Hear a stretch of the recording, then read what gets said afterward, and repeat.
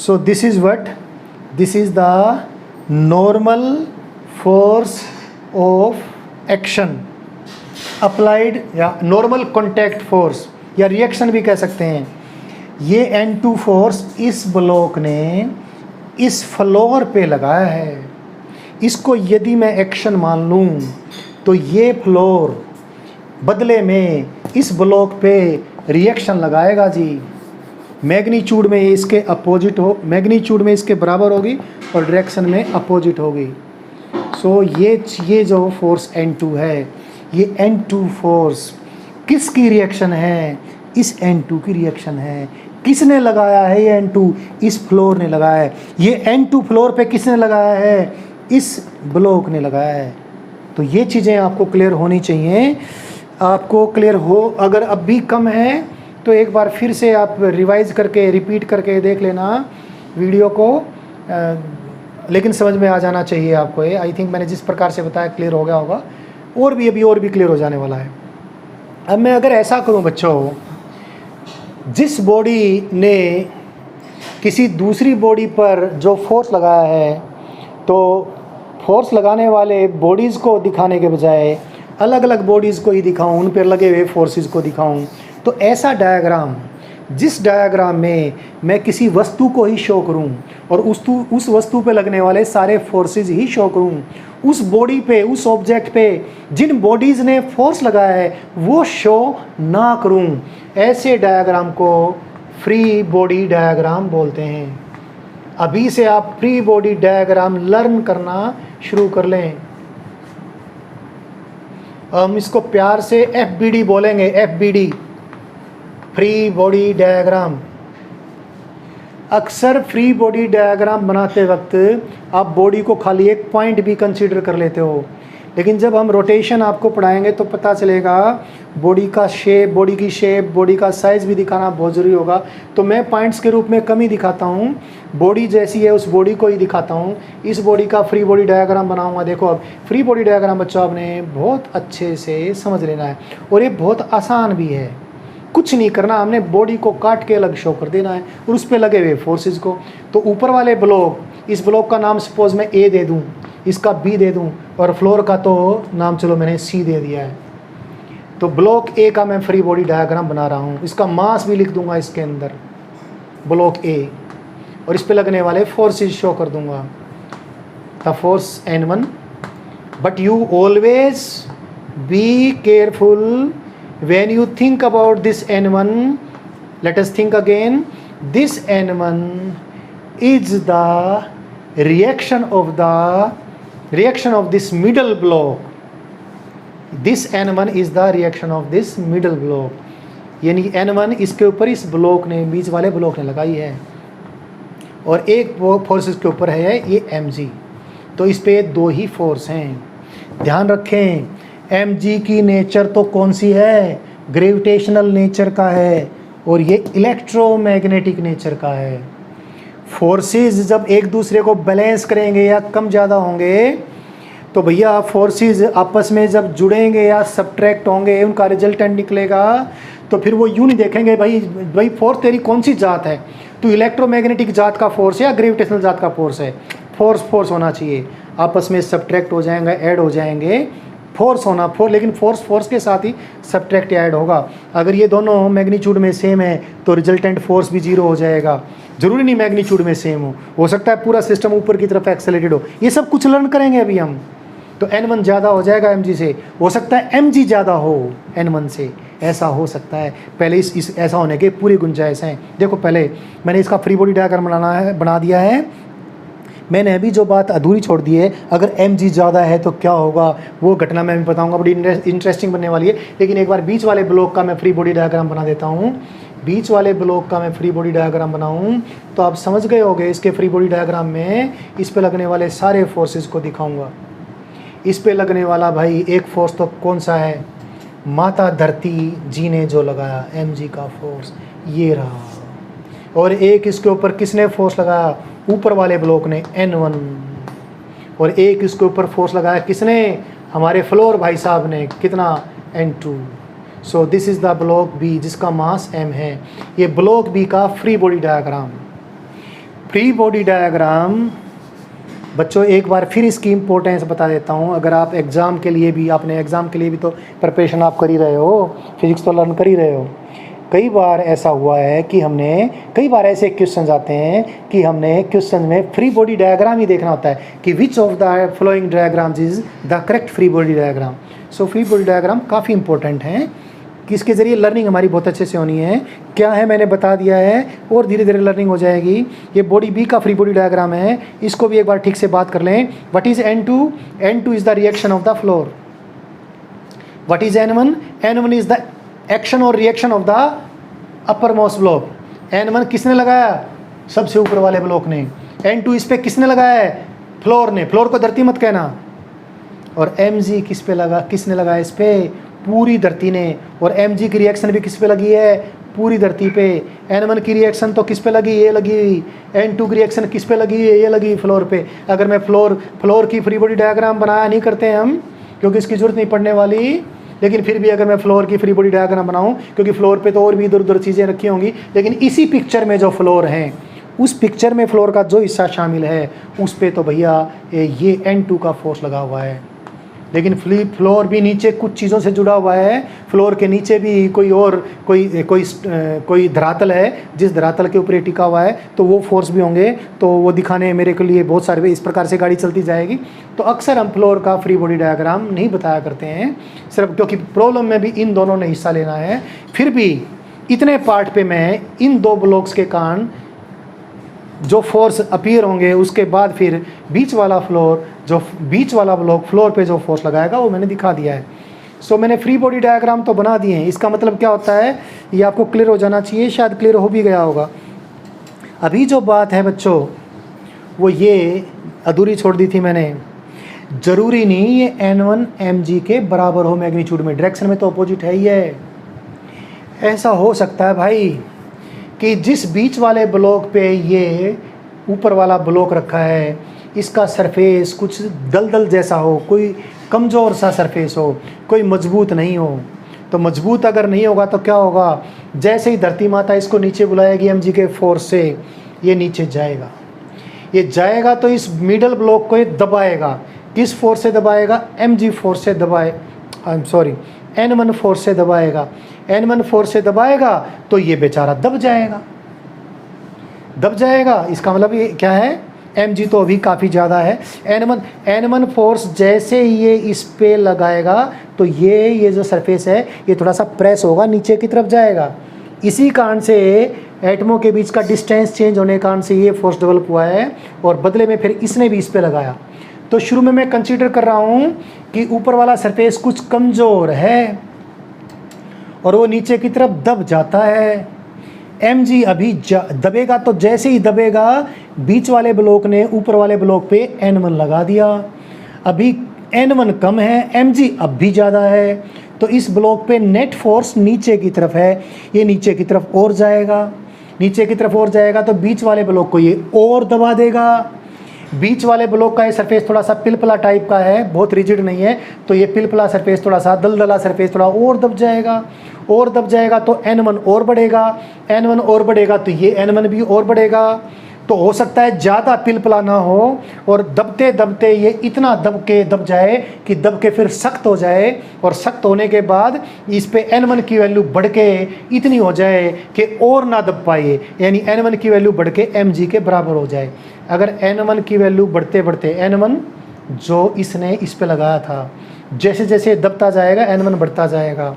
कई बार ऐसा भी होगा कि ये दबता ही चला जाएगा, N1 इतना बढ़ ही नहीं पाया कि ये N1 इस Mg को बैलेंस भी कर पाए, तो ये दबता ही चला जाएगा और ये नीचे इसके अंदर घुसता ही चला जाएगा। जैसे आप किसी दलदल पे खड़े हो जाएं, आराम से दलदल पे खड़े हो जाएं, दलदल के ऊपर खड़े होंगे तो क्या होगा? आपको धरती माता बुलाएगी, आ नीचे आ।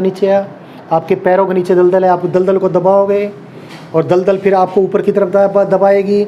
दलदल आपके ऊपर N1 फोर्स लगाई, लेकिन N1 अभी आपके Mg से काफ़ी कम है, तो आप Mg कान से और नीचे जाओगे, आप दलदल को और दबाओगे, दलदल दबती जाएगी। लेकिन दलदल कभी भी दब के इतनी सख्त हो ही नहीं पाती कि दलदल जो आपके ऊपर N1 लगाएगी वो आपके Mg को बैलेंस कर ले, और फिर आप इतने ख़त्म। तो इस प्रकार की बात भी आप समझ लें। तो भैया n1 ज़रूरी नहीं mg के बराबर हो पाए। अगर n1 mg के बराबर नहीं हो पाता है, mg ज़्यादा है तो mg ज़्यादा जीत जाएगा और ये नीचे की तरफ एक्सेलेरेट हो जाएगी। और ध्यान रखें, ये n1 अपने आप mg से ज़्यादा नहीं हो सकता है। अपने आप अगर mg से ज़्यादा होगा तो ऊपर उछल जाएगी, यहाँ से कॉन्टैक्ट ही ख़त्म हो जाएगा। ये तो तब हो सकता है कोई भूकंप आए और ये पूरे फ्लोर को ऊपर उठा के, या हनुमान जी इसको नीचे से चकला के पहाड़ के ऊपर ये इसको उड़ा कर ले गए ऊपर की तरफ, तो हो सकता है कि सारा सिस्टम ऊपर की तरफ एक्सेलेरेटेड हो, तो n1 mg से ज़्यादा हो सकता है।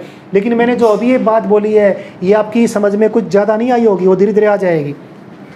तो फिलहाल मैंने ये जो बात बताई है उसमें एक चीज़ क्लियर है कि ये n1 की वैल्यू mg से ज़्यादा भी हो सकती है, लेकिन उसके लिए स्पेशल केस हनुमान जी जैसा हमने कंसीडर करना पड़ेगा, जिसे पूरा का पूरा ऊपर की तरफ एक्सेलेरेटेड हो। नहीं तो अगर दलदल है तो mg ज़्यादा हो जाएगा n1 से।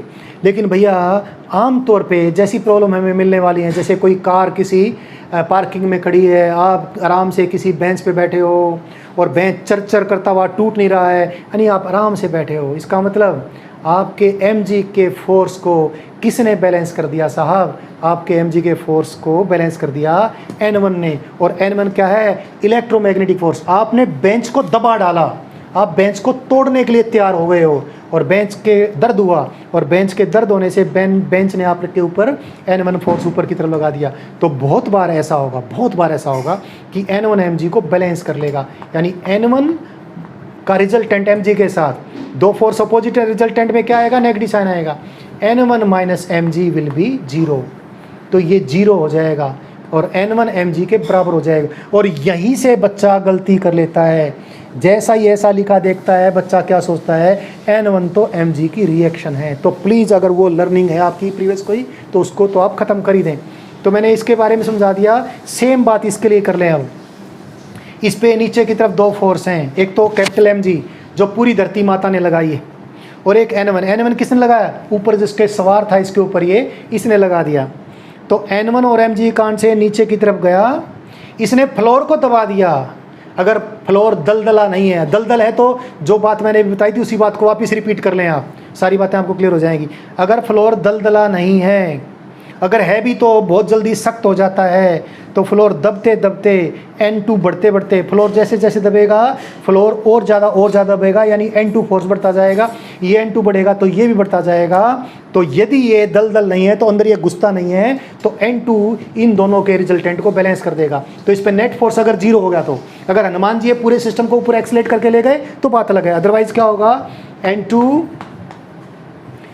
इन तीनों फोर्सेस का रिजल्टेंट 0 कर दूं तो कैसे 0 करूंगा? n2 तो इधर है, ये दोनों नीचे की तरफ है, तो n2 minus mg plus n1 will become 0। तो इस प्रकार की चीज़ अभी आप समझ सकते हो। क्यों समझ सकते हो? कि वेक्टर मैं आपको सिखा चुका हूँ, इसलिए इसको समझने में कोई दिक्कत नहीं है।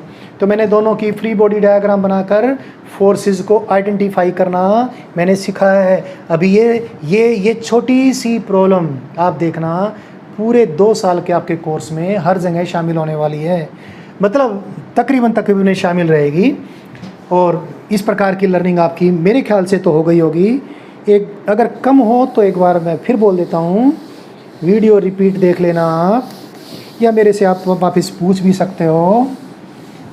और ऐसे हम केसेस करेंगे जिससे आपको और अच्छे से लर्निंग हो जाए। एक 2 और केस हैं, चलो देखते हैं अभी, जिससे फोर्सेस को आइडेंटिफाई करना सीख जाएं। एक क्यों ना मैं ऐसा केस ले लूं जिसमें स्ट्रिंग के टेंशन को भी शामिल कर लेता हूं। एक मैंने पुली कंसीडर की। पुलिस के बारे में भी हम एक बात कहना अभी शुरू करूंगा, थोड़ा तुम्हें बुरा लगेगी अभी,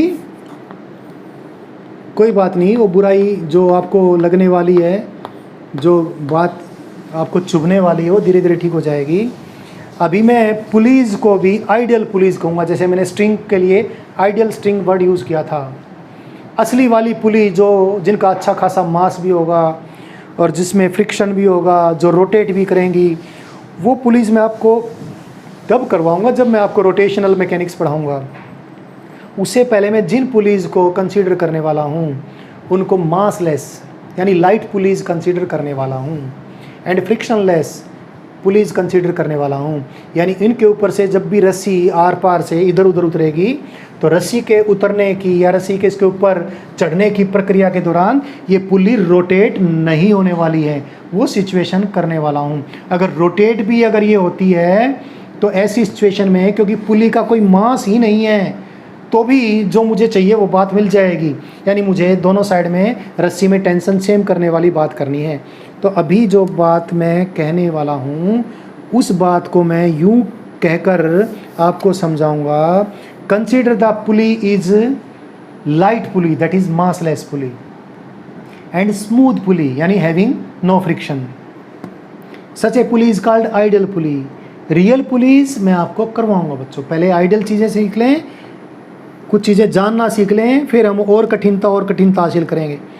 इस पुली के ऊपर हमने कोई massless light inextensible string toss कर दी।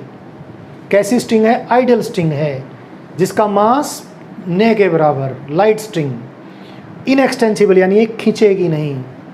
तो लाइट एंड इनएक्सटेंसिबल स्ट्रिंग मैंने इसके ऊपर टॉस कर दी। एक साइड में कोई एक M1 मास का ब्लॉक, इधर M1 मास का ब्लॉक है और इधर सपोज M2 मास का ब्लॉक है। सारे फोर्सेस को मैंने कंसीडर करना है, क्योंकि इस स्ट्रिंग का कोई भी मास नहीं है और ना ही बीच में कोई रोटेशन है, और रोटेशन अगर है भी तो ये पुली मासलेस है। तो इस स्ट्रिंग के अंदर ऐसी सिचुएशन में सब जगह में टेंशन सेम लूँगा। जो इस क्रॉस सेक्शन पे टेंशन होगा वही यहाँ पर होगा, वही यहाँ पर होगा, वही यहाँ पर होगा। अभी आपको ये बात थोड़ी सी समझने में कठिनाई हो सकती है। जब मैंने स्ट्रिंग के अंदर टेंशन कैसे एक पॉइंट से दूसरे पॉइंट पर कम्युनिकेट होता है ये बात बताई थी, तो उन केसेस में से एक बताया था। एंड आई अगेन, मैंने अभी थोड़ी देर पहले भी कहा था, इसको फिलहाल इन्फॉर्मेशन के रूप में ग्रहण कीजिएगा, धीरे धीरे आपकी समझ डेवलप होती चली जाएगी। मैं ही कब खुद सारी चीज़ें प्रूव करके दिखाऊंगा। अब मैं सारे फोर्सेस शो करने वाला हूँ। Again I am considering our mother earth present with its full form here, complete अपने पूरे ताम झाम के साथ धरती माता जी हाजिर हैं। और धरती माता ने अपना कांड कर दिया। धरती माता ने इस पर फोर्स लगा दिया। इसने कहा धरती माता आ बेटा नीचे की तरफ आ, वर्टिकली डाउनवर्ड तेरे ऊपर M1G फोर्स लगाऊंगी। ये बेचारा क्या करता है, इस पर तो M1G फोर्स लग गया। इस फोर्स के कारण ये नीचे जाएगा। इसकी रिएक्शन किस पे लग गई? इसकी रिएक्शन इस रस्सी पे, पुली पे नहीं लगी है। फिर वही बात, यहाँ पर भी बच्चे गड़बड़ करते हैं। इस फोर्स की रिएक्शन पूरी धरती पे लगी है और जिसको अपन लोगों की कोई औकात नहीं है कि इसको यहाँ पर शो कर दें। सो इस M1G फोर्स को धरती ने लगाया, इसके कारण से नीचे जाएगी। इसने इस रस्सी के जरिए झटका, टेंशन का फोर्स मारा किसके ऊपर? पुल्ली के ऊपर। तो इस ब्लॉक ने पुल्ली को झटक दिया जी। रस्सी में टेंशन का फोर्स हमेशा खींचने वाला लगता है। रस्सी कभी भी पुशिंग फोर्स, आप किसी खूंटी के साथ रस्सी बांध दें और रस्सी का एक एंड अपने हाथ में पकड़ लें और आप रस्सी को यूं धकेल के ऐसे करके आप दीवार को पुश नहीं कर सकते हो, रस्सी ढीली हो जाएगी। रस्सी तो सिर्फ खींचने के काम आएगी। तो स्ट्रिंग के जरिए खाली आप पुलिंग फोर्स ही लगा पाओगे। तो ये ब्लॉक इस स्ट्रिंग के जरिए इस पुली को खींचेगा। This force of tension applied by, actually तो ये रोप ने ये रस्सी के अलग अलग सेगमेंट्स लगाएंगे, क्योंकि अगर रस्सी मासलेस है तो सब क्रॉस सेक्शन पे टेंशन में सेम लूँगा। तो अल्टीमेटली टेंशन का फोर्स यहाँ पर टेंशन का फोर्स पैदा होगा। यहीं पे टेंशन के फोर्स के कारण ये ब्लॉक ऊपर की तरफ खिंच जाएगा। कौन खींचेगी? पुल्ली। किसके जरिए? रस्सी के जरिए। तो ये टेंशन, ये सब जगह टेंशन, यहाँ पर भी ये, जैसे कल 1-2 लेक्चर पहले मैंने बताया था, तो अलग अलग सेक्शंस पे टेंशन अलग अलग होगा। अगर इस रोप का कुछ ना कुछ मास होता या ये पुली का कुछ मास होता और पुली रोटेट कर रही होती तो ऐसा होता। इसलिए फिलहाल इस केस में सब जगह टेंशन सेम है। तो इसमें डायरेक्टली मैं ये बोल सकता हूँ, this tension is applied by this block, action, and this pulley will react, reaction. तो ये रिएक्शन फोर्स है जो इस पुली ने लगाई। लगाया, किसके ऊपर, इस ब्लॉक के ऊपर, और इस ब्लॉक ने एक्शन का फोर्स है किस पे लगाया, पुली पे। प्लीज़ ना तो ये भाई और ना ये कोई भी ग्रेविटी के फोर्स का कोई रिएक्शन नहीं है। ग्रेविटी का फोर्स इस पे लगाया और धरती ने लगाया, इसकी रिएक्शन धरती पे लग गई है।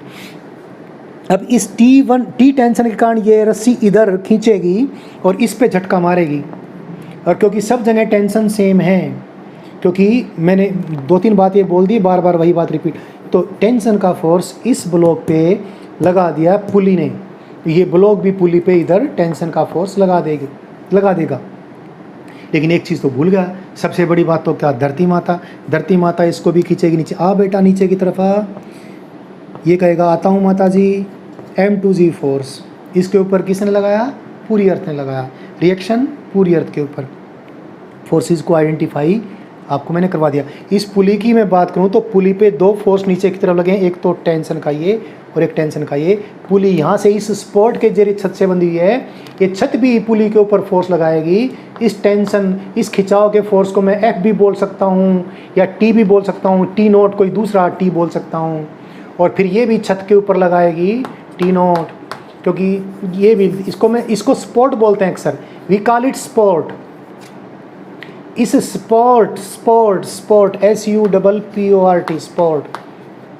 इस स्पॉट के जरिए छत ने पुली के ऊपर फोर्स लगाया। Let me call it something T0 because it will be different from this. ये एक रस्सी का ही पार्ट नहीं है, ये तो पता नहीं क्या हुक वगैरह कुछ है।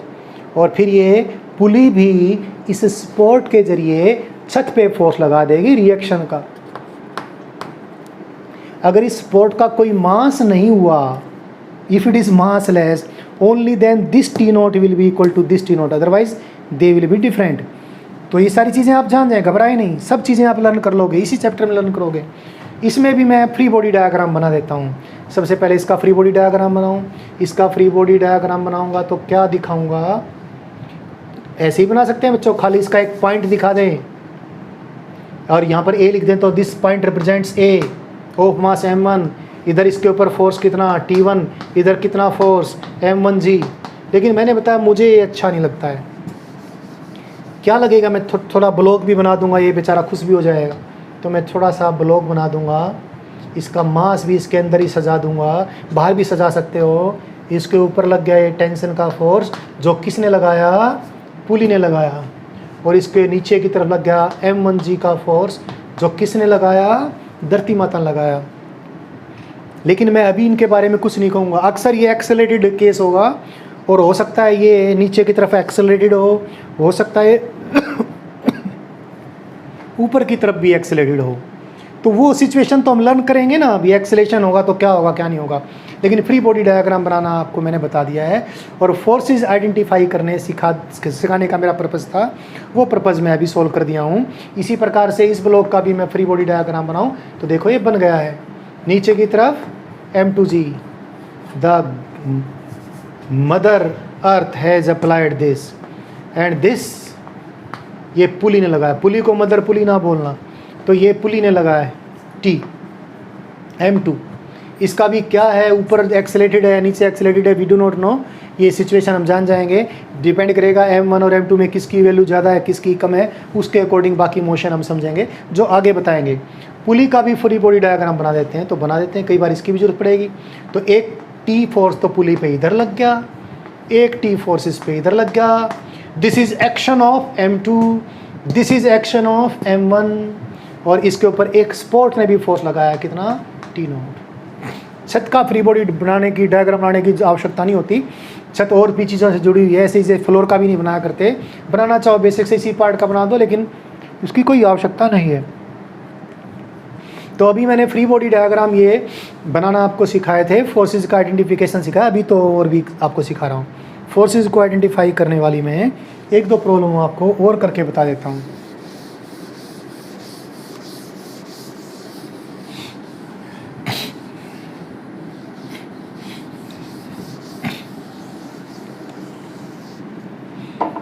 देखो ज़रा, एक बहुत सिंपल सी बट गुड प्रॉब्लम है।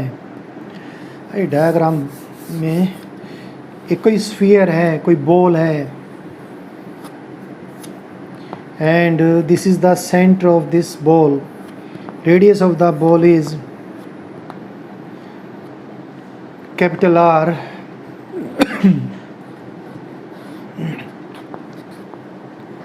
ये किसी दीवार के साथ सटी हुई है और इसको दीवार के साथ सटाने के लिए जिम्मेदार है कोई string, massless and inextensible string. ऐसे ये खूंटी, कोई पैग, कोई हुक है इस दीवार में, उसके साथ ये इस स्ट्रिंग के ज़रिए बंधी हुई है।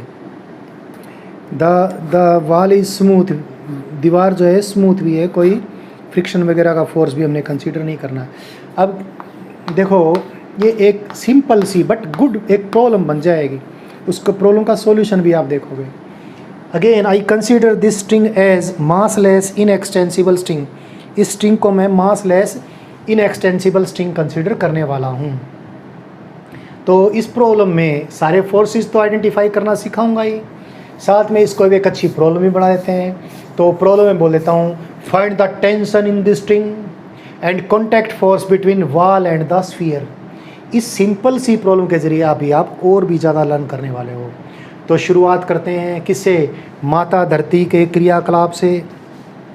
सपोज इस बॉल का मास m है, धरती माता ने इसको कहा बेटी, बॉल को लिए बेटी वर्ड यूज़ करते हैं।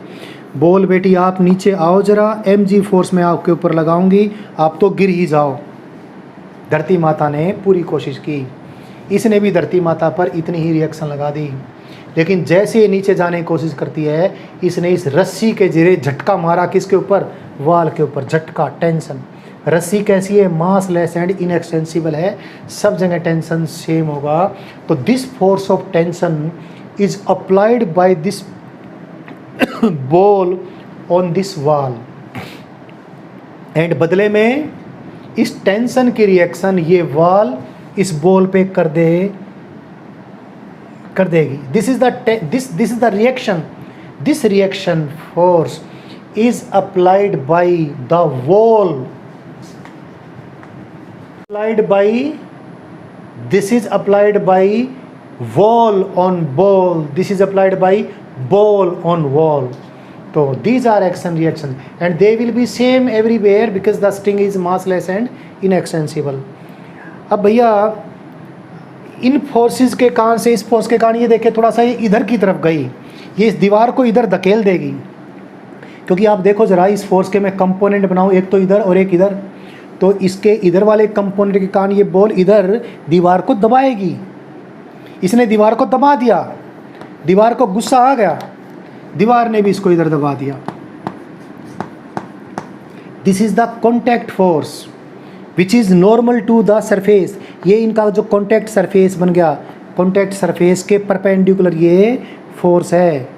किसने लगाया, दीवार ने, किसके ऊपर, बॉल के ऊपर। बॉल ने भी दीवार पे भी लगा दिया है, क्योंकि यहाँ जगह नहीं बची, इतना बड़ा बना नहीं सकता था मैं, चलो इसको काट दिया मैंने एरो को। This N is applied by this ball on this wall and this N is applied by the wall on the ball. आप ये देखो, ये जो स्ट्रिंग होगी ये स्फीयर की किसी रेडियस के अलोंग लगेगी। ये जो फोर्स होगा, कैसी लटकाएं, ये रेडियस के अलोंग टेढ़ी हो जाएगी। तो this force is also passing through the centre and because the normal force is normal to the surface of contact, this surface of contact is the common surface of tangency of the ball and the wall. और sphere के कोई भी tangential surface होगा sphere के perpendicular होगा, और sphere के perpendicular होगा तो ये भी इसके परपेंडिकुलर कहाँ से पास होगा, इसके सेंटर से रेडियस के लॉन्ग होगा। mg तो सेंटर से लगेगा ही लगेगा, बाद में आपको बताऊंगा कैसे क्या कुछ। तो यूनिफॉर्म बॉल है, mg का फोर्सेस के सेंटर पे लगेगा। यूनिफॉर्म बॉल में वर्ड यूज़ करना भूल गया था, इट इज़ यूनिफॉर्म स्फीयर। ऐसे केस में centre of mass he geometrical centre होगा। सेंटर ऑफ मास क्या है, धीरे धीरे आप लर्न कर लोगे, फिलहाल इतना काफ़ी है। तो ये तीनों बल जो बॉल पर लगे हैं ये एक ही बिंदु पर लगे हैं, और इन तीनों बलों के बावजूद ये बॉल आराम से यही है, यानी ये बॉल इक्विलिब्रियम में है। तो जब इक्विलिब्रियम में तीन फोर्सेस हों या तीन वेक्टर्स हों, उनके इक्विलिब्रियम को स्टडी करने के लिए मैंने कभी आपको लेमीज थ्योरम बताई थी। तो लेमीज थ्योरम से आपको याद होगा